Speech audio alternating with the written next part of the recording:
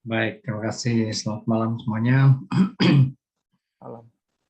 Ya, topik kita malam ini sebenarnya agak lumayan terkait dengan yang minggu lalu sih.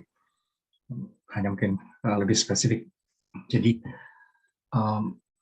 minggu lalu kita sudah lihat bahwa dunia agama itu dikepung antara lain juga oleh berbagai berbagai jurusan, oleh fundamentalisme, tapi juga orang-orang yang jemaah-jemaah yang kritis itu, lalu oleh arus ateisme, dan juga oleh visi-visi spiritual baru. Nah, ini nanti mungkin terkait ya. Jadi intinya sebetulnya di zaman ini tuh baik dari jalur sains maupun sains yang visioner itu tuh sebetulnya menampilkan pengetahuan apa yang sebetulnya baru barangkali gitu, versi yang berbeda, alternatif mengenai yang biasa kita sebut Tuhan ya. Jadi itu tuh sebetulnya tantangan yang cukup serius juga untuk kita. Tapi itu belakangan. Sebelum ke situ tuh saya akan mereview dulu tradisi. Langsung saja saya share screen.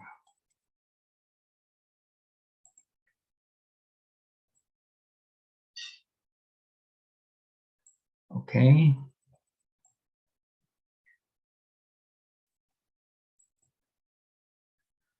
Ya, begitu. Jadi inti realitasnya bisa disebut apapun sih, bisa disebut Tuhan, bisa disebut Brahman, bisa disebut Allah, bisa apalah being kalau secara filosofis itu being besar atau supreme being gitu. Nah, itu tuh inti realitas ini tuh sesungguhnya apa gitu ya. Sesungguhnya apa inti realitas ini tuh. Nah, ada kelompok yang ya sepanjang sejarah sebetulnya yang meyakini bahwa itu tuh bisa diketahui ya. Bisa diketahui. Sementara jalur yang lain, tradisi yang lain terbalik. Inti realitas itu sebetulnya tidak bisa diketahui gitu. Sampai kapanpun. Variasinya banyak. Jadi, yang dapat diketahui, yang meyakini bahwa bisa diketahui itu tentu agama-agama ya. Agama-agama entah melalui wahyu, entah melalui pencerahan pencerahan para tokoh pendirinya yang sebetulnya juga semacam wahyu juga gitu. Dan dalam hal itu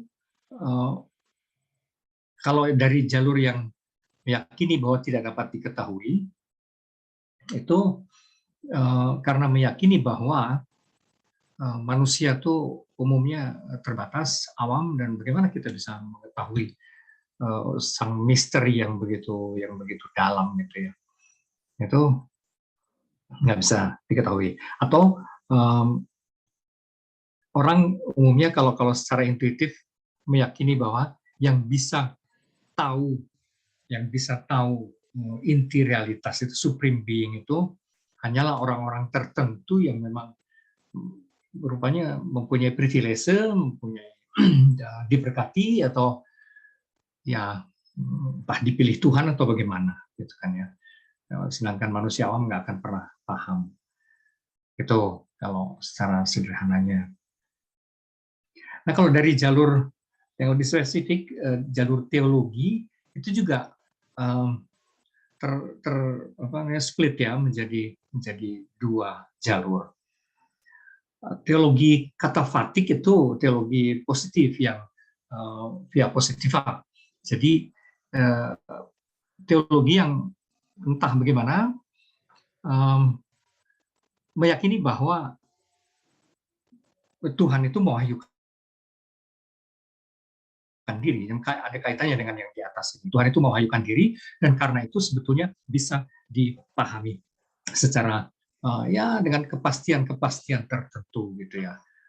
Positif dalam arti itu, bukan positif negatif dalam arti baik buruk, bukan, tapi bahwa positif itu artinya bisa dipastikan gitu. Sekurang-kurangnya aspek-aspek tertentu itu dari yang ilahi itu bisa dipastikan. Nah, ini banyak teologi, dan tentu saja umumnya jalur teologi berada di situ, karena teologi kan semacam penalaran lanjut secara filosofis sebenarnya, itu juga penalaran kritis dan reflektif sebenarnya gitu ya. Maka sebenarnya filosofis atas peristiwa wahyu. Nah, umumnya begitu kalau teologi itu, khususnya dalam konteks Kristianitas ya. Memang seperti itu. Nah, tapi ada juga teologi yang biasanya disebut teologi apofatik, itu via negativa, yang entah bagaimana itu selalu muncul sepanjang zaman, tenggelam muncul lagi gitu. Dan umumnya sih ketika segala hal sudah makin makin dirinci-rinci sampai sangat detail, sampai sebetulnya karena dirinci-rinci orang malah jadi ragu gitu ya. Biasanya terus muncul keraguan-keraguan, sikap skeptik gitu. Maka muncul kembali tendensi teologi apofatik itu yang biasa disebut sebagai via negativa. Nah, ini teologi yang justru starting point-nya adalah bahwa pada dirinya sendiri Tuhan itu tidak pernah bisa dipahami sepenuhnya gitu. Dan tradisi ini sudah sangat tua, teologi via negativa ini ya. Sejak abad pertengahan sebenarnya. Bahkan sejak era patristik, abad-abad ketigaan gitu, sudah muncul tradisi ini yang kemudian timbul tenggelam di zaman-zaman tertentu, itu bermunculan kembali. Salah satu klimaks di abad 20 dari kemunculan ini adalah yang menyebut dirinya jalur teologi God is dead ya. God is dead theology. Sebentar, sebenarnya ini skripsi saya zaman dulu. God is dead theology, dari Althusser kalau nggak salah itu, dan ada beberapa lagi. God is dead theology, dia tentu diinspirasikan juga sebagian oleh Nietzsche yang menggunakan kata itu, God is dead. Tapi sebenarnya dalam artian bukan brutal, meskipun bunyinya brutal, yaitu bahwa kita tidak pernah bisa sungguh-sungguh menggenggam secara pasti pengertian tentang yang ilahi itu sesungguhnya apa gitu ya.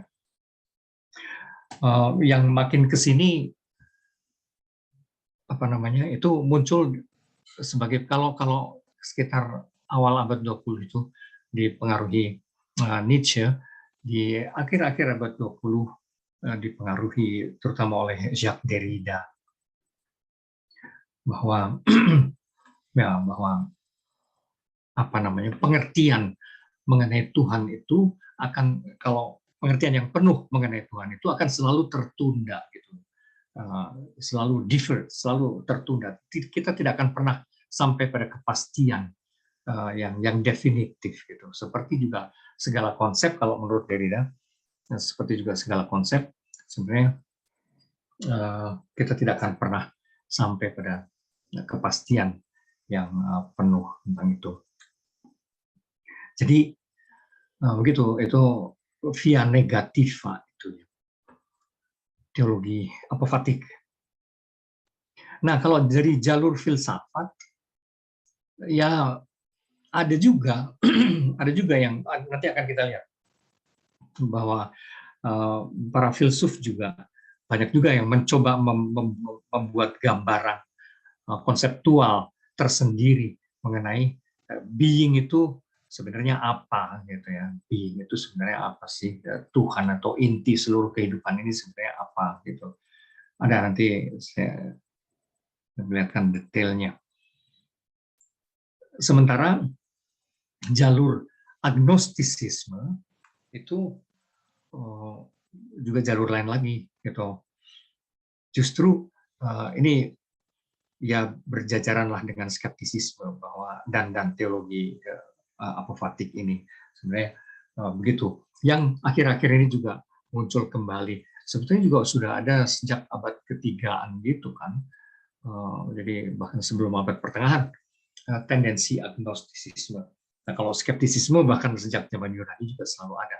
Jadi masalahnya itu. Jadi tentang realitas itu, apalagi intinya, inti realitas. Sebenarnya selalu kita tergoda untuk memastikan secara konseptual, tapi pada saat yang sama akan selalu juga muncul orang-orang yang menyanggah itu gitu ya, yang kembali apa namanya statementnya tuh, keyakinannya tuh bahwa tentang inti itu kita tidak bisa ketahui, agnostik ya, jadi kita nggak bisa tahu. Bahkan kalau ekstrimnya bahkan bahwa ada atau tidak ada Tuhan itu tidak bisa diketahui, apalagi siapa atau apa itu, kalaupun ada apa itu nggak bisa diketahui ya. Agnostisisme yang akhir-akhir ini marak kembali di kalangan kaum muda juga di Indonesia gitu ya. Ya, lalu ada jalur sains yang mencoba meneliti sebetulnya hakikat realitas itu apa gitu. Nah, sains tentu ada yang kemudian lewat rutenya sendiri sampai pada keyakinan bahwa ada itu yang apa namanya pencipta atau Tuhan atau apa. Cuma mereka tidak menyebutnya Tuhan. Mereka tidak menggunakan istilah-istilah yang digunakan di dalam dunia agama, tapi bahwa ada semacam inteligensi di balik seluruh kinerja dan gerak semesta ini, ya itu banyak juga saintis yang ke situ. Meskipun sebutannya nanti berbeda-beda gitu. Ada yang menyebutnya kesadaran kosmik atau apapun. Nah, tapi memang mainstream science itu tidak bisa dipungkiri memang juga ateistik ya. Ateistik mainstream science, khususnya sains yang fisikalistik, yang mencoba memahami segala hal itu semata-mata dari sisi unsur-unsur fisikal saja. Jangankan Tuhan, kalau mereka ini bahkan konsep diri dan jiwa yang dalam diri manusia pun dianggap itu semua hanya ilusi. Meskipun ilusi yang mungkin berguna untuk survive gitu kata mereka. Tapi ya ilusi adalah ilusi. Jadi kalau kita mati ya sudah selesai, sudah tidak ada apa-apa lagi, titik gitu ya. Tapi bahkan konsep mengenai diri, jiwa dan sebagainya itu sebenarnya juga ilusi yang diproduksi oleh unsur-unsur kimiawi di dalam tubuh kita, hormon-hormon dan sebagainya, sistem mineral kita dan sebagainya. Ya itu secara garis besar ya, secara garis besar selalu saja ada dua blok itu yang meyakini bahwa inti itu bisa dipahami, tapi juga ada jalur yang terus-menerus bermunculan lagi apa namanya, pada setiap zaman. Orang-orang yang pihak yang meyakini bahwa tidak bisa inti realitas itu dipahami. Ya, faktanya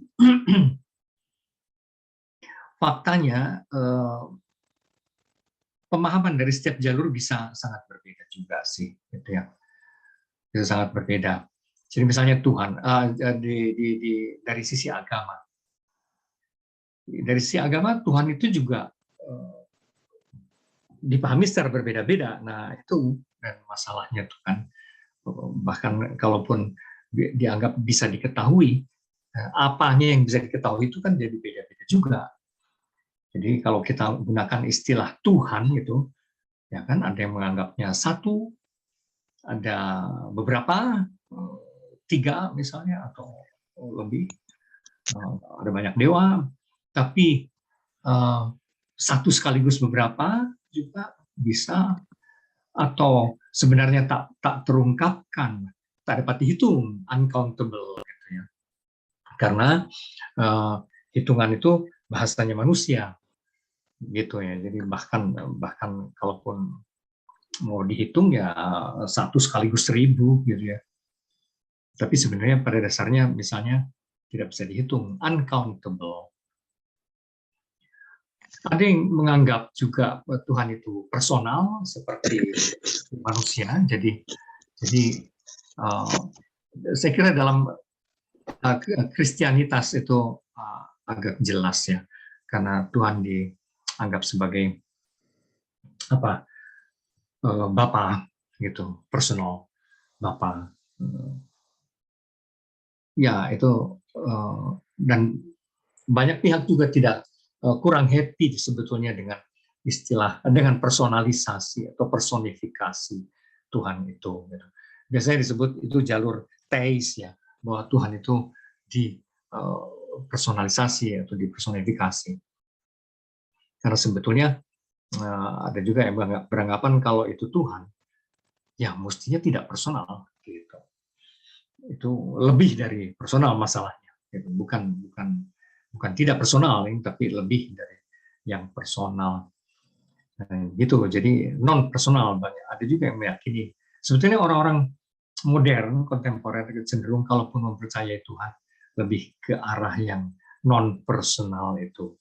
Dalam artian lebih dari yang bisa kita bayangkan. Dia mungkin pribadi atau apa ya, karena kalaupun dia kesadaran, ya tentu semacam persona tertentu, tapi pasti lebih dari sekedar itu gitu. Nah, ada juga yang membayangkan Tuhan, mengimajinasikan Tuhan sebagai hakim. Tradisi Semit umumnya begitu, membayangkan Tuhan sebagai hakim atau juga sebagai raja. Gitu. Dalam Hinduisme dibayangkan sebagai penari, dan penari semesta, seluruh alam semesta adalah tarian gitu, bukan sekedar ciptaan gitu yang harus tunduk kepada sang pencipta, tapi seluruh semesta itu adalah dilihat juga sebagai tarian misalnya gitu. Maka dewa Siwa saya kira ya menari, atau lebih spesifik dibayangkan sebagai Bapa tadi itu ya, di dalam kekristenan biasa dibayangkan sebagai Bapa, tapi juga sebetulnya bisa dibayangkan sebagai ibu, dewi. Segala istilah dewi itu kurang lebih juga cara membayangkan Tuhan ini sebagai perempuan gitu. Jadi macam-macam, dan persis kalau sudah mulai menjadi sangat spesifik gini, entah bapak entah ibu, biasanya muncul aja pemikir lain yang menyatakan bahwa kalau seandainya Tuhan itu pencipta gender laki dan perempuan, ya tentu Tuhan bukan laki bukan perempuan begitu. Jadi karena yang menciptakan gender itu. Nah, itu kaitannya dengan yang non personal, bahkan itu sesuatu entah apa itu mesti kita pahami Tuhan itu. Tapi pasti lebih dari sekedar laki-laki, lebih dari sekedar perempuan, seperti itu. Nah, yang menarik juga dari jalur teologi, khususnya teologi dari teologi proses, apa namanya, yang fondasinya, inspirasi dasarnya adalah filsafat proses dari Whitehead. Ya. Itu kemudian dilanjutkan menjadi teologi proses studies ya, teologi proses. Nah, di situ di jalur itu Tuhan dibayangkan lebih sebagai teman yang menderita. Tentu ini ada aroma kekristenannya di situ. Tuhan adalah teman teman yang menderita, atau kekasih kalau di kalangan para sufi, umumnya di kalangan mistikus, juga mistikus Kristiani, image kekasih itu kuat ya, karena konsep kunci di dalam tradisi mistik itu cinta ya, cinta. Jadi sebetulnya itu yang menarik ya. Kalaupun Tuhan dibayangkan sebagai non personal gitu, bukan suatu pribadi atau apa, tapi tetap urusannya dalam pengalaman, bukan melalui filsafat atau teologi, ya, dalam medan ranah pengalaman itu dialami umumnya dari berbagai jalur agama, dialami sebagai cinta ya. Bahkan Tuhannya dialami sebagai kekasih. Terus ada hubungan yang intim. Nah, ini bagian yang misterius sebetulnya dalam hal pengetahuan mengenai yang ilahi itu, karena hampir semua jalur agama yang pada mereka yang mengalami secara paling intens, yaitu pada level mistik, entah itu dari Islam, entah dari Buddhis, Hindu, ataupun Kristianitas, hampir selalu jatuhnya ke ini ya, kekasih gitu ya, hubungannya itu hubungan cinta dan sebagainya. Jadi dari jalur agama toh beragam-ragam sekali juga gitu image-nya itu. Sementara dari filsafat ya sama.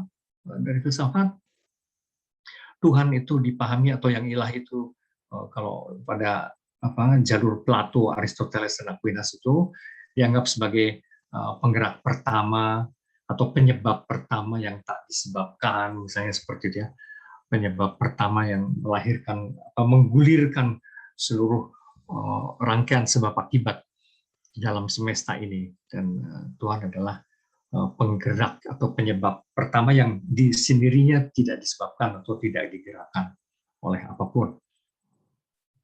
Itu dalam metafisika ala Plato, Aristoteles, Thomas Aquinas.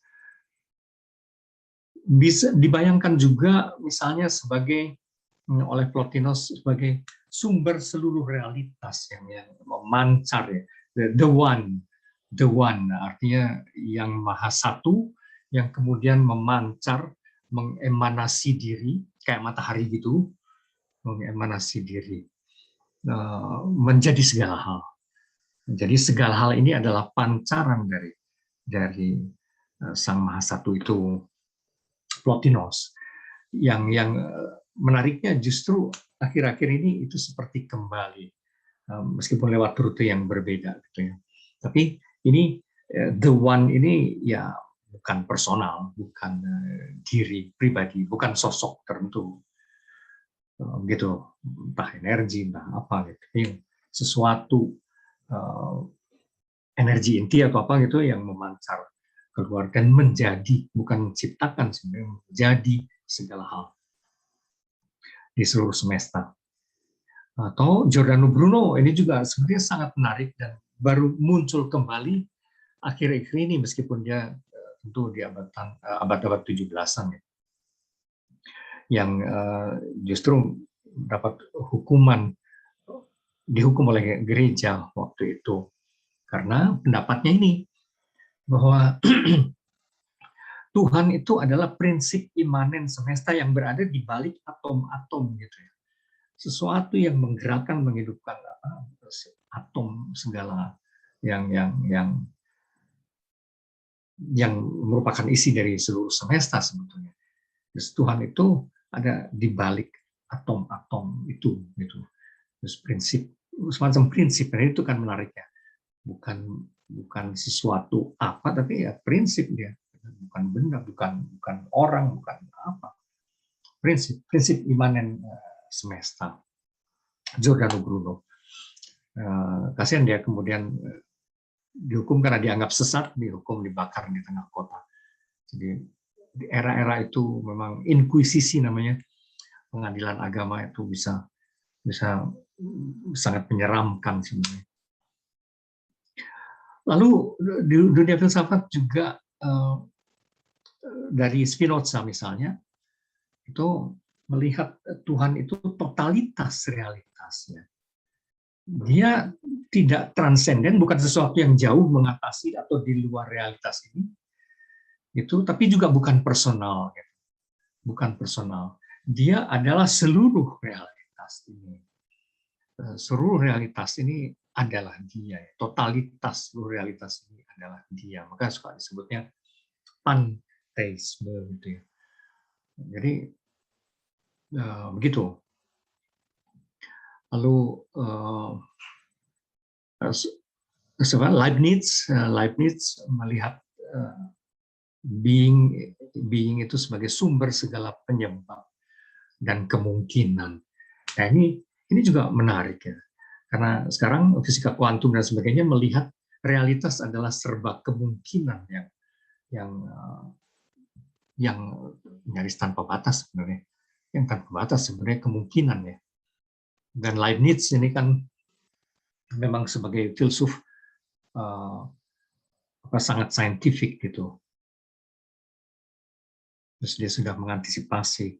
Terus pandangan-pandangan ini semua, entah itu dari Plotinus, dari Bruno, dari Spinoza, ataupun Leibniz, itu dalam versi barunya bermunculan lagi melalui sains. Atau sumber persepsi, kata Berkeley. Kan Berkeley itu meyakini begini, bahwa pada akhirnya seluruh realitas yang ada ini sangat tergantung pada persepsi kita, sangat dibentuk dan ditentukan oleh persepsi kita. Yang terkenal omongan dia adalah esse est percipi, bahwa yang ada itu segala sesuatu ini ada sejauh dipersepsi oleh kita, dilihat oleh kita, sejauh ditangkap oleh kita, gitu ya. Nah, memang kemudian persoalannya kan kalau kita tutup mata ya, gampangnya kalau kita tutup mata sebetulnya kan realitas masih tetap ada, gitu. Nah, dia bilang tetap ada karena dipersepsi oleh Tuhan. Nah, itu. Jadi Tuhan itu sumber persepsi. Kalau kata Berkeley, dia sebenarnya dari jalur awalnya empiris, tapi membetot empirisme itu menjadi sampai ke konsekuensi radikalnya, yaitu secara dalam pengalaman indrawi kita sebetulnya segala sesuatu itu ada kalau kita tangkap, gitu. Sejauh kita tangkap, sejauh kita persepsi. Tapi ya begitu, kalau ternyata kalau tidak kita persepsi pun segala sesuatu ada karena dipersepsi oleh Tuhan. Jadi Tuhan adalah sumber persepsi. Ada lagi kalau pada Immanuel Kant, ya dia bilang Tuhan itu tidak bisa dibuktikan, tapi juga tidak bisa disangkal. Kalau di ranah rasionalitas yang ketat, gitu, di ranah penalaran rasional yang ketat, sebenarnya tidak bisa dibuktikan itu tuh, apa namanya, Tuhan itu ada atau tidak adanya itu sebetulnya nggak bisa dibuktikan, tapi diperlukan, kata dia ya, diperlukan untuk orientasi hidup praktis. Jadi tadi itu tidak bisa disangkal atau dibuktikan kalau dilihat dari perspektif nalar rasio murni, rasio teoritis. Nah, tapi Tuhan diperlukan sebagai arah hidup pada wilayah rasio praktis, gitu ya. Dalam arti kalau di rasio teoritis itu dia diperlukan, tapi untuk mengikat seluruh pengetahuan disebutnya tuh harus dipostulasikan saja, harus diyakini saja bahwa itu ada, tapi nggak bisa dibuktikan. Seperti halnya juga jiwa gitu tuh, ya kita nggak pernah bisa lihat apa itu jiwa, dunia sebagainya itu kita nggak bisa lihat apa itu, gitu. Tapi harus kita yakini saja itu bahwa itu ada. Sebab tanpa itu seluruh pengetahuan kita ambruk dan hidup kita juga kehilangan arah. Nah, jadi kalau untuk Immanuel Kant tuh Tuhan nggak bisa dibuktikan ataupun disangkal, tapi dia harus ada sebagai ide regulatif. Gitu. Ide regulatif. Tanpa ide mengenai Tuhan itu, seluruh pengetahuan kita ambruk, tapi juga arah hidup kita menjadi tidak jelas. Tapi itu cenderungnya lebih di wilayah praktis sih sebenarnya, gitu, bukan teoritis. Lalu pada Hegel, ya lebih aneh lagi gitu. Ini salah satu pandangan yang sangat nekat gitu ya. Jadi Tuhan itu apa? Tuhan itu kesadaran rasional yang berkembang. Kesadaran rasional yang berkembang secara dialektis gitu ya. Polanya itu melalui tesis, antitesis, kemudian sintesis seperti itu. Jadi seluruh kehidupan ini adalah perkembangan roh, perkembangan roh ilahi itu sebenarnya gitu ya. Dan karakter roh ilahi ini adalah rasional. Dengan kata lain, roh ilahi itu sebenarnya rasionalitas. Maka seluruh proses evolusi, perkembangan sejarah sebagainya itu sebenarnya adalah perkembangan kesadaran rasional ilahi itu sendiri melalui sejarah manusia. Jadi roh di sini bukan hanya roh manusia, roh ilahi, tapi bekerja melalui roh manusia. Ini pun sebenarnya intuisi aneh, tapi iya dalam beberapa hal sebetulnya sekarang itu bermunculan lagi dalam sosok yang lain ya, dan seperti masuk akal dari sisi tertentu. Nah, pada Nietzsche yang sangat terkenal itu God is dead itu, tapi sebetulnya Nietzsche bukan membunuh Tuhan, dia melukiskan sejak kultur di Eropa, sejak budaya di Eropa itu beralih dari teosentrisme ke antroposentrisme, artinya dari tadinya pusatnya di sepanjang abad pertengahan itu kan Tuhan ya, pusatnya Tuhan, jadi teosentris. Sejak Renaissance ke sini, sejak humanisme, pendeknya sampai munculnya modernitas gitu, itu kiblatnya jadi antroposentris, pusatnya manusia bukan lagi Tuhan. Tapi gara-gara itu, menurut pengamatan dia, dalam budaya peradaban kita tidak ada lagi, dalam peradaban modern tidak ada lagi suatu sandaran yang mutlak. Karena pusatnya itu manusia, dan manusia itu dinamis dan relatif, dan selalu dari perspektif tertentu. Segala yang kita miliki itu, pengetahuan yang kita miliki selalu bersifat perspektifal, relatif gitu. Dan dari sudut itu, ya God is dead gitu ya, dalam arti yang mutlak itu tidak ada lagi.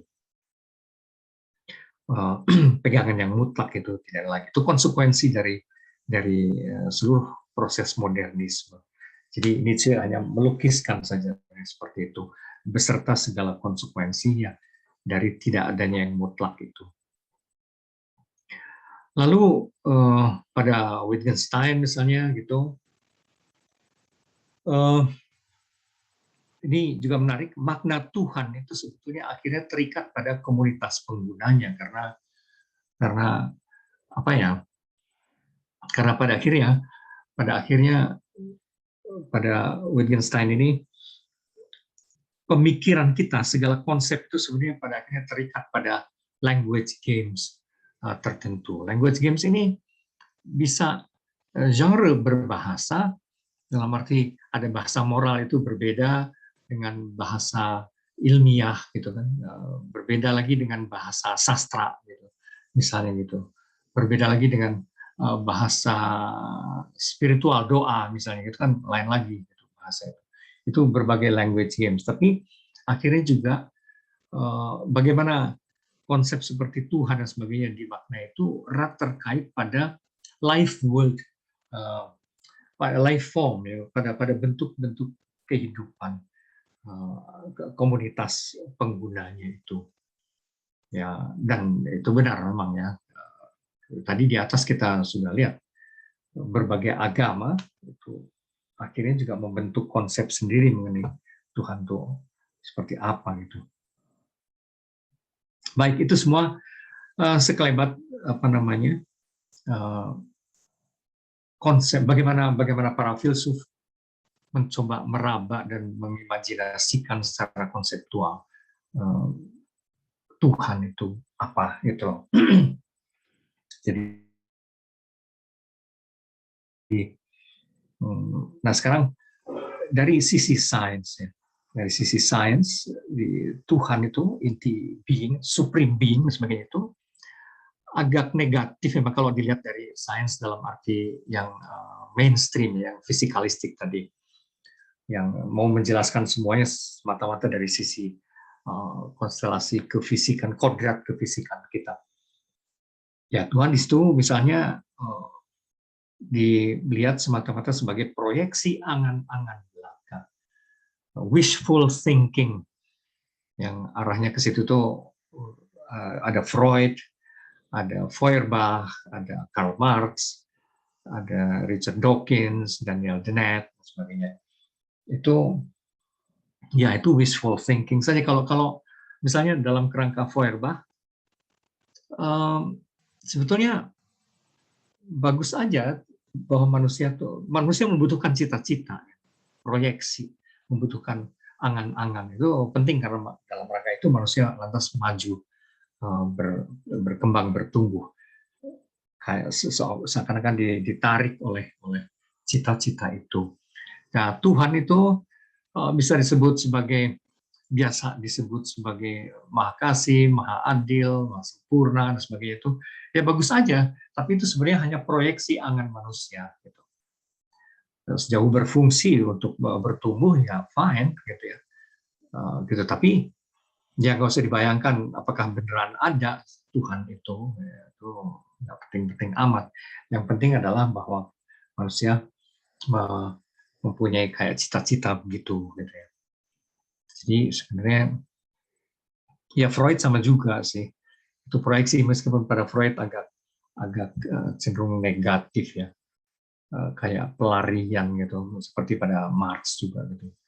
Atau pelarian atau malah proyeksi yang seperti delusi ya, proyeksi yang sebetulnya ketidakmampuan, ketidakberanian untuk menjadi dewasa, untuk menghadapi fakta bahwa ketika kita manusia menjadi dewasa sebetulnya arah hidup ini memang tidak pasti dan sebagainya gitu. Dan itu harus dihadapi saja. Cuma orang-orang beragama itu berkhayal ya, bahwa ada Tuhan, ada seperti orang tua kita gitu ya, yang melindungi kita dan sebagainya gitu. Jadi atau yang mengatur seperti seorang bapak yang mengatur, melarang ini itu, yang akhirnya melahirkan sakit jiwa. Banyak pasien Freud celakanya itu memang sakit jiwa karena konflik soal dosa dan sebagainya gitu. Sehingga kesannya agama itu sumber penyakit jiwa kalau untuk Freud. Jadi Tuhan di situ benar-benar ya itu proyeksi angan-angan saja.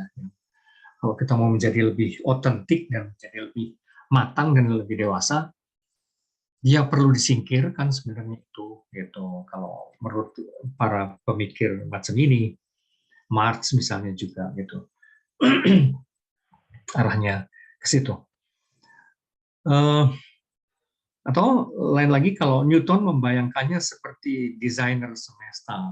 Jadi cukup lama di abad 18 tuh, sebenarnya sejak abad pertengahan ada keyakinan bahwa alam semesta ini pasti ada yang merancangnya gitu ya, ada desainernya, dan argumen bahwa segala hal teratur maka menunjukkan teratur dan indah, harmonis, itu menunjukkan bahwa ada desainernya, ada perancangnya, ada insinyurnya itu yang menciptakan dan mengelola semesta ini. Dan itulah Tuhan kalau untuk Newton. Tapi fisikawan-fisikawan mutakhir seperti James Jeans umumnya di fisikawan di ranah fisika kuantum seperti James Jeans, Max Planck, Henry Stapp itu justru meyakini juga berbeda dari ilmuwan-ilmuwan yang fisikalistik mereka ini. Justru di penghujung penalaran mereka lewat fisika, mereka menemukan ya semesta ini tidak mungkin seperti ini kalau tidak ada suatu inteligensi kosmik. Karena kalau dalam bahasanya James Jeans, makin kita telusuri sebetulnya semesta itu, makin kita hitung, kita telusuri dan sebagainya, akhirnya harus dikatakan alih-alih sebuah mesin alam semesta ini sebetulnya lebih merupakan akal budi raksasa, gitu ya, inteligensi kosmik yang luar biasa, gitu. Atau peristilahan dari fisikawan-fisikawan kuantum yang lain, lebih merupakan kesadaran, bukan mekanisme, bukan mesin, bukan benda, kayak apa partikel kayak gitu tuh benda, bukan. Lebih masuk akal kalau seluruh semesta ini dilihat sebagai consciousness-nya, kesadaran atau maha kesadaran, atau medan kesadaran total seluruh semesta gitu. Ada juga yang menyebutnya total energy field, kayak gitu ya, total energy field, medan energi, karena seluruh alam semesta ini adalah interaksi energi. Maka kalaupun ada Tuhan, Tuhan itu lebih tepat dibayangkan sebagai medan energi total seluruh semesta, atau yang ada di sekaligus yang ada di balik seluruh gerakan semesta, di balik segala hal. Itu adalah atau kesadaran atau energi, sama aja sebenarnya pada akhirnya. Nah, dari wilayah neuroscience sebenarnya sudah dirintis sejak awal oleh William James di abad 19 dan dengan rekannya Myers, yang kemudian berlanjut pada pasangan Kelly dan atau Mario Burger misalnya, pendeknya jalur neuroscience yang meneliti berbagai kesadaran religius maupun berbagai fenomena yang biasa disebut paranormal. Itu tuh menurut saya sebenarnya lebih meyakinkan orang-orang. Kalau neuroscientist seperti siapa namanya, Francis Crick, Daniel Dennett dan sebagainya, yang sangat fisikalistik, melihat bahwa segala hal yang diyakini sebagai roh, apalagi Tuhan dan sebagainya, itu hanyalah efek samping dari hormon-hormon kita, dari hormon entah testosteron, entah itu serotonin, dopamin dan sebagainya itu. Jadi lebih kayak ilusi atau bahkan delusi mereka, anggapan mengenai Tuhan itu. Nah, kalau kelompok ini neuroscientist ini yang menurut saya justru nggak tahu ya, tapi menurut saya jauh lebih bisa menjelaskan. Jalurnya berbeda, sama-sama neuroscientist, tapi jalurnya persis terbalik, bukan fisikalis, non fisikalis justru. Menurut mereka ini hard problem, menyangkut kesadaran. Jadi di kalangan neuroscientist itu ada omongan begini, ada yang disebut easy problem dan ada yang disebut hard problem. Nah, kalau easy problem itu adalah meneliti bagaimana sistem neural kita bekerja. Nah, kalau hard problem itu memecahkan masalah mengapa kok sistem neural kita itu bekerja seperti itu. Mengapanya, bukan sekedar how, tapi why it works that way gitu. Nah, jalur yang non fisikal dari William James, Myers, Kelly dan Burger dan sebagainya itu, kalau untuk saya lebih mampu menjawab dan menjelaskan hard problem itu. Kenapa otak ini begini begitu gitu ya. Nah, itu tuh intinya mereka ini meyakini bahwa bukan, kalau kaum fisikalis meyakini bahwa yang menciptakan realitas-realitas non fisik itu sebetulnya adalah realitas fisik. Jadi yang non fisik itu, yang spiritual dan sebagainya itu hanya kayak halusinasi atau apa. Jadi yang spiritual itu produk dari yang fisik. Nah, kalau mereka ini terbalik, justru yang fisik itu adalah in a way produk dari yang non fisik gitu. Jadi roh yang kinerja otak kita, itu sebetulnya begitu fleksibel, ya, begitu fleksibel, dan itu hanya bisa dijelaskan kalau sebenarnya yang menggunakan dan mengatur kinerja otak yang fisik itu adalah ranah roh, ya, ranah spiritual gitu. Dan sekarang makin terbukti itu, misalnya bagaimana otak itu memiliki plastisitas kinerja yang luar biasa. Seakan-akan di setiap sel tubuh kita itu, atau setiap sel otak itu seperti benar-benar bernyawa.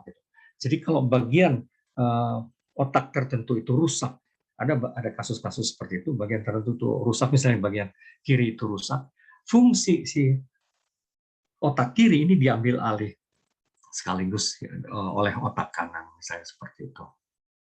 Ada lagi kasus misalnya orang buta yang nggak bisa melihat, tapi dia benar-benar otaknya, plastisitas otaknya membuat dia bisa menerjemahkan bunyi ketuk eko, gema ketukan tongkatnya di lantai atau di jalanan gitu, itu menjadi posisi-posisi peta gitu. Jadi dari yang disebutnya itu ekolokasi, ya. Jadi bunyi tuk tuk tuk tuk itu diubah sama otaknya, sama pikirannya menjadi benda, katakanlah begitu. Bunyi diubah sama dia menjadi benda dan peta lokasi. Dan dia selalu tepat kalau disuruh bikin apa, sudah dijadikan bahan untuk eksperimen banyak pihak. Tapi jadi kalau dia ditanya, dia suruh jalan gitu, terus coba kamu bikin petanya, dia membuat peta secara akurat gitu, meskipun gambarnya agak coreng-moreng, tapi peta lokasi tempat pohon di mana, rumah ada berapa rumah dan sebagainya, dia bisa menyebut dengan rinci. Nah, itu luar biasa bagaimana fungsi ketika indera tertentu tidak berfungsi, otak akan mengaturnya lagi.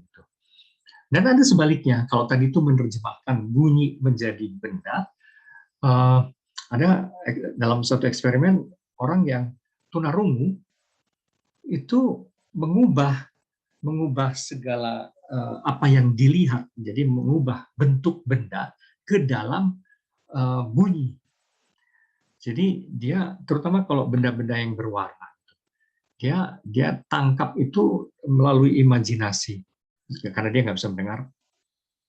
Melalui imajinasi dia jadikan itu bunyi menjadi, jadi kalau warna merah, warna biru, warna kuning itu menjadi aneka bunyi yang berbeda, dan bagi dia hidup dia tuh colorful sekali gitu, bagaikan simfoni. Jadi kalau dia pas lagi makan, warna makanannya tuh heboh macam-macam, itu buat dia itu bagikan simfoni, karena dia terjemahkan itu menjadi bunyi semuanya itu. Jadi benda justru diubah menjadi bunyi. Nah, semua itu menunjukkan plastisitas otak kita gitu ya, fleksibilitas otak kita. Dan itu tuh hanya bisa dijelaskan, lebih bagus dijelaskan kalau sebenarnya otak itu hanya alat dari ruh itu, alat dari roh. Dan roh itu sendiri bagian dari roh semesta, roh di balik seluruh semesta ini. Itu kalau kelompok ini meyakininya begitu. Jadi terbalik dari yang fisikalisnya. Roh menggunakan otak yang fisik ini. Dan karena itu otak menjadi sangat fleksibel. Sementara roh setiap orang itu sebenarnya kaitannya dengan roh semesta. Erat terkait pada roh semesta. Itu sebabnya juga mereka lebih bisa menjelaskan banyak fenomena yang biasa disebut paranormal. bagaimana kita masih bisa bicara dengan roh orang-orang yang sudah meninggal, bagaimana apa namanya fenomena kayak kerasukan, lalu remote viewing dan sebagainya gitu ya, orang bisa menembus dan melihat melihat pada jarak yang sangat jauh gitu, apa yang akan terjadi. Pendeknya segala fenomena yang biasa disebut paranormal yang sebetulnya hidup sepanjang zaman di seluruh dunia gitu. Itu lebih dijelaskan justru dari sisi yang sebutlah non fisik atau yang spiritual ini, jalurnya William James, Myers, Kelly, Beauregard dan sebagainya. Seperti itu ya. Jadi ini juga menarik. Jadi sains itu seperti juga dalam filsafat atau dalam agama tetap saja berbeda-beda ininya tuh anggapannya tentang apa. Nah, masalahnya adalah meskipun ada filsafat, ada sains, de facto agama-agama memonopoli pengetahuan itu ya, yang merasa paling tahu, lebih definitif sebetulnya tentang Tuhan, karena mereka meyakini dari sononya sendiri itu menyatakan diri, dari Tuhan sendiri menyatakan diri. Itu maka agama-agama memonopoli pengetahuan, masing-masing yakin paling benar. Gitu. Sulit menerima keragaman pandangan dan akhirnya cenderung tertutup. Nah, kenapa itu jadi masalah? Masalahnya adalah eksesnya. Ekses dari sikap seperti ini adalah saya kira saya sudah sering mengungkapkan ini juga, agama menjadi akar sikap diskriminatif ya. Begitu. Rawan menjadi sikap diskriminatif. Karena kalau satu agama A merasa paling benar, maka otomatis agama B, agama C itu entah sesat, entah kurang benar, entah pendeknya lebih rendah. Jadi perbedaan dianggap kesesatan, kesalahan, atau ancaman, dan terutama ini nih konsekuensi bahwa yang berbeda itu seakan-akan ancaman gitu.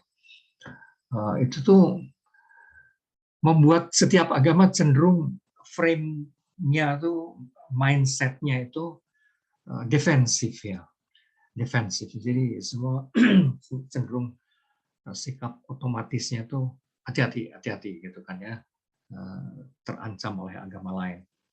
Tapi semua agama mempunyai kecenderungan itu ya, kecenderungan defensif. Celakanya sikap pertahanan diri yang paling jitu seringkali adalah justru strong offense. Jadi the best defense itu strong offense masalahnya gitu ya seringkali. Faktanya juga gitu. Jadi pertahanan diri terbaik adalah serangan lebih dulu, nyerang lebih dulu, hantam lebih dulu. Nah, itu mekanisme otak reptil kita sebenarnya. Memang seperti itu. Tapi kalau begitu, ya maka tidak heran agama terus-menerus merupakan sumber pertengkaran alih-alih sumber perdamaian gitu ya.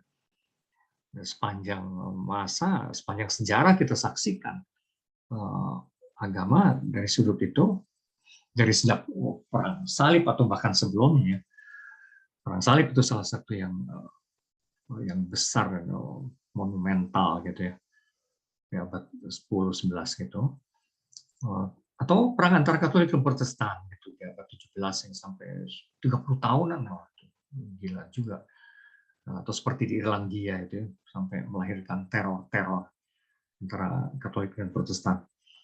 Tapi juga sebenarnya antara Hindu dan Islam di India, misalnya itu Buddhisme dan Islam juga di Myanmar, ya Thailand, atau Katolik dan Islam di mana di Filipina. Jadi selalu rentan memang agama itu agak terbalik-balik kalau dilihat dari sudut itu. Semua maunya mewartakan perdamaian, kasih sayang, keadilan, jadi rahmat di dunia dan sebagainya. Tapi faktanya kok malah jadi kayak gitu. Itu ya. Antara lain sebetulnya itu ekses dari anggapan yang paling benar itu. Memang susah sih ya. Agama karena itu kita jadikan patokan, kita suka pengen patokan itu ya ada kemutlakannya gitu ya. Ya baik, jadi yang ketiga, agama menjadi selalu rentan kekerasan. Jadi kalau dalam dunia Katolik dulu ada inkuisisi yang berlebihan sampai terciptalah aneka peralatan penyiksaan yang sebenarnya di luar imajinasi gitu. Peralatan penyiksaan yang sangat-sangat kreatif dan sadis gitu. Kayak kaki dibetot ke satu arah, tangan dibetot ke arah lain sampai lepas kayak itu, atau dikerek ke atas dan macam-macam. Sebetulnya di luar imajinasi itu tuh. Demi Tuhan gitu. Nah itu kan selalu ironis sekali. Demi Tuhan kok seperti itu gitu. Jadi segala bentuk persekusi itu. Tapi itu tentu bukan hanya terjadi di dunia Katolik. Di agama-agama lain pun sama dengan kayak fatwa mati, sweeping dan sebagainya itu ya, persekusi seperti yang dilakukan oleh ISIS beberapa waktu lalu. Itu kan wah sama kejamnya sebenarnya. Oke, saya kira semua agama mempunyai titik rawan itu. Yang keempat, agama sulit untuk konsisten ya, konsekuensinya tuh gitu. Agama jadi sulit untuk konsisten, mengandung berbagai kontradiksi dalam dirinya sendiri. Karena keyakinan seperti ini, karena anggapan yang paling dominan itu, dan kalau memang melahirkan kekerasan ya tadi itu apa ya, maunya menyebabkan perdamaian tapi terus-menerus rawan melahirkan peperangan dan kekerasan. Idealnya menumbuhkan kehidupan spiritual orang sampai ke level kematangannya, dan itu terjadi beberapa gelintir gitu kan ya, pada orang-orang seperti Martin Luther King, pada orang mungkin Mandela, Mahatma Gandhi, Mother Teresa, Jalaluddin Rumi, Sultan Saladin mungkin sebatas tertentu. Ada sih bermunculan orang-orang yang berhasil mencapai kematangan kemanusiaannya dan menjadi seperti ikon kemanusiaan. Tapi pada taraf mayoritas justru kecenderungan yang terjadi itu sebagian besarnya justru malah tinggal dalam mentalitas kekanak-kanakan gitu ya. Orang-orang beragama tuh antara lain gara-gara ini, gara-gara atmosfer selalu ketakutan ya, atmosfer apa namanya, memburu surga, neraka sebagai apa, takut neraka dan sebagainya.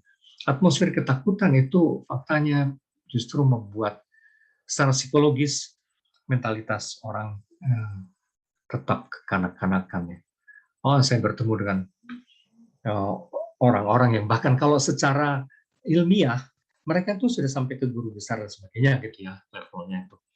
Tapi kayak di bidang fisika, di bidang kimia atau apa ya, teknik industri kayak gitu-gitu.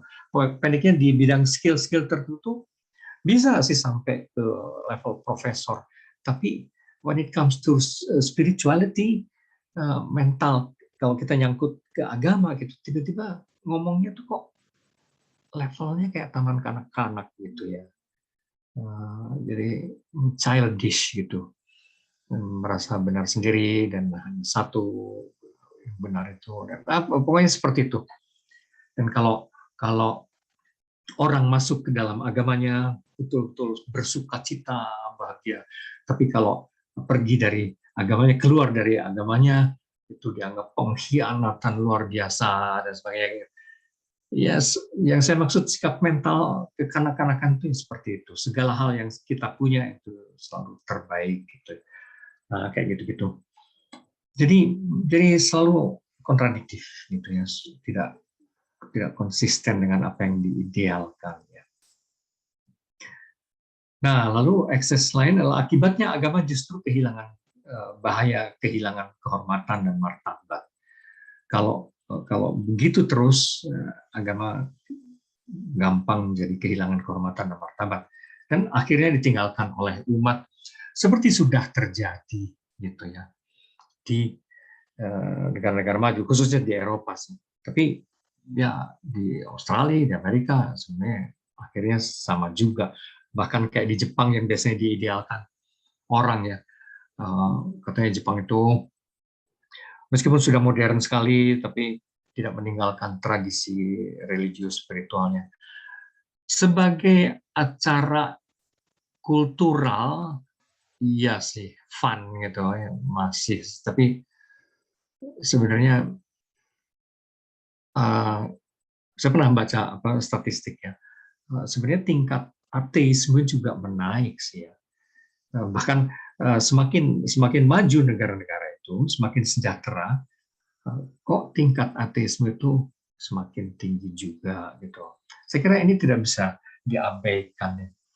Nah, antara lain karena kesannya situasi kehidupan beragama yang semacam yang saya jelaskan 4 poin tadi itu, ya itu menjadi kayak sisa-sisa mentalitas primitif gitu kesannya itu, kesan ya. Sehingga ngapain juga kalau agama itu bikin ribut melulu gitu, dan identik dengan pemikiran yang sempit, wawasan yang sempit, ngapain juga masih beragama. Nah, jadi anak-anak muda di Indonesia pun saya ketemu dengan orang anak-anak muda seperti itu. Kan di Indonesia ada juga ateisme Indonesia atau kelompok lain yang lebih suka membaca literatur berbahasa Inggris barangkali. Sebenarnya mereka lebih canggih juga. Itu Indonesian atheist misalnya kayak gitu-gitu. Anak muda yang bernas sekali kalau berdebat dan segala macam itu, boleh juga anak itu. Nah, mereka ini juga meninggalkan agamanya atau sengaja menjadi agnostik karena praktik-praktik sikap beragama seperti ini gitu. Jadi orang mengira, sering terbalik-balik, orang mengira heroik sekali yang membela agama, berdebat, berpolemik, ancur-ancuran, seakan-akan membela agamanya. Tapi dari kacamata yang lain, justru ini membela Tuhan atau membela ego sebenarnya gitu. Membela atau ego kelompok gitu. Nah, seperti itu. Jadi anak muda yang cerdas juga paham itu. Jadi maksud saya sebenarnya ini sikap monopoli pengetahuan dalam hal supreme being itu merasa paling benar sebagai itu salah satu pekerjaan rumah agama-agama. Kalau ke dalam oke sih kali ya.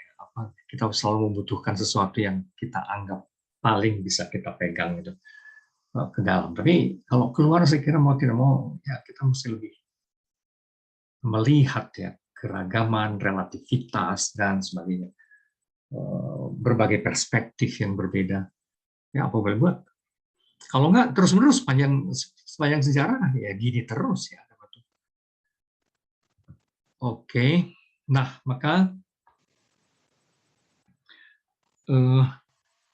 untuk menghindari berbagai ekses yang merusak keluar dan ke dalam dirinya sendiri, barangkali agama-agama perlu tidak hanya bersikap defensif, melainkan reflektif dan terbuka bagi dinamika pergulatan batin manusia dalam memaknai hidupnya, seperti yang terjadi pada filsafat, sains, seni, sastra, pada pemikiran kritis dari para inteligensia masing-masing agama, gitu juga kan mereka juga perlu didengar sih sebenarnya, nggak langsung kita cap saja sebagai heretik gitu, sebagai bid'ah dan pengacau. Juga pada visi-visi spiritual baru yang bermunculan hari ini yang seringkali sebetulnya menarik dan dalam beberapa hal bisa membantu kita memahami lebih jauh ya, mungkin lebih dalam fenomena supreme being atau Tuhan atau apa itu gitu ya. Dan dengan demikian juga sebenarnya bisa membantu kita memahami agama-agama kita sendiri secara lebih dalam gitu. Dua, mungkin perlu juga agama-agama itu keluar dari zona narrow religion. Apakah kalau pakai istilah Ken Wilber yang sering saya gunakan, keluar dari zona narrow religion menuju deep religion. Di minggu lalu saya sudah mengarahkan itu dengan menggeser pusat gravitasi dari perkara kebenaran mungkin ke arah keindahan, dari dogma ke nilai universal. Dan ini yang sebetulnya disugestikan oleh banyak pemikir mutakhir, entah itu Lawrence Kohlberg, James Fowler, Mark C. Taylor, Ken Wilber, Dana Zohar, Jan Marshall, John Caputo, dan sebagainya. Akhirnya sebenarnya ke arah situ. Maka pada mereka itu paradigma yang lebih tepat dan lebih memungkinkan sikap konsisten dalam hidup beragama itu sebenarnya paradigma estetik ya, itu seni ya, sebenarnya itu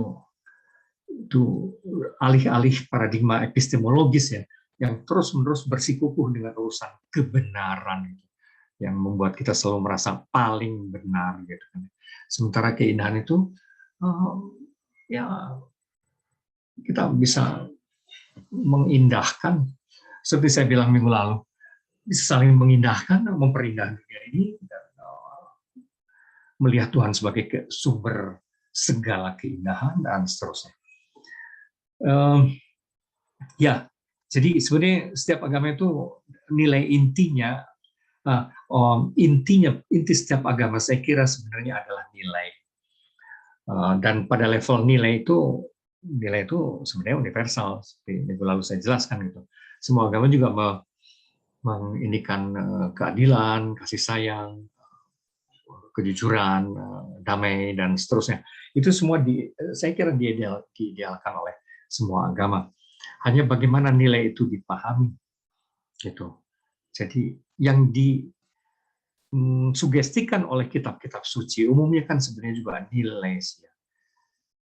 Tapi kemudian bagaimana nilai-nilai itu, nilai yang sebenarnya universal itu dipahami, nah itulah dogma. Dogma adalah cara spesifik, cara khusus, bagaimana nilai-nilai itu dipahami. Jadi sama-sama kasih sayang sih, tapi kalau dalam Buddhisme, welas asih itu ya dikaitkan dengan prinsip dari Siddhartha itu.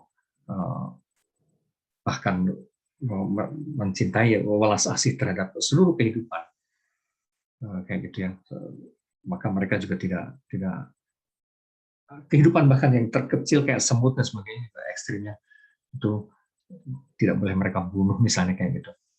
Tapi intinya ya tetap aja welas asih gitu kan ya. Nah, dalam Islam kasih sayang sama tapi dikaitkan dengan mengentaskan kaum duafa, zakat dan sebagainya. Dalam kekristenan ya itu dikaitkan dengan segala kehidupan Yesus Kristus gitu ya, dan sebagainya. Nah, itulah dogma artinya adalah rumusan baku sebetulnya untuk menunjang supaya nilai yang sebetulnya dipancarkan oleh kitab-kitab suci mereka itu terjamin gitu. Baik dogma maupun hukum itu sebenarnya ada cara spesifik, tapi juga cara spesifik untuk menjamin terwujudnya nilai ini, tapi juga cara spesifik untuk memaknai nilai yang sebetulnya universal itu, tapi dimaknai secara partikular. Dan sekaligus dijamin supaya ini terwujud. Nah, dogma dan hukum sebetulnya ada di sini, termasuk organisasi dan sebagainya. Pendeknya sistem. Sistem itu dibentuk menjadi kokoh pada agama-agama besar, sistemnya menjadi raksasa gitu ya. Di situ ada dogma, ada perilaku, ada habitus, ada sistem organisasi, ada tata hukum dan sebagainya. Itu sebenarnya untuk menjamin supaya nilai dasar ini terwujud gitu, sebenarnya logikanya itu. Nah, lalu di paling luar tuh praksis nyatanya bagaimana gitu, berdasarkan nilai yang kemudian dijawantahkan dalam dogma dan hukum, kemudian harusnya praksisnya lebih mengoperasionalkan lagi semua nilai itu. Cuma faktanya nilai inti satu hal gitu bisa bertabrakan tiga lapis ini. Nilai inti adalah satu hal, dogma itu hal lain, bisa bertabrakan, dan praksis dalam kenyataannya malah bisa berbenturan dengan nilai inti yang tadi saya sudah jelaskan ya, berbagai kontradiksi itu. Ya, saya kira untuk sementara sebagai pancingan itu dulu duduk perkaranya itu. Dan ini memang berkaitan dengan yang minggu lalu. Artinya tantangan-tantangan bagi kehidupan agama saat ini. Terima kasih.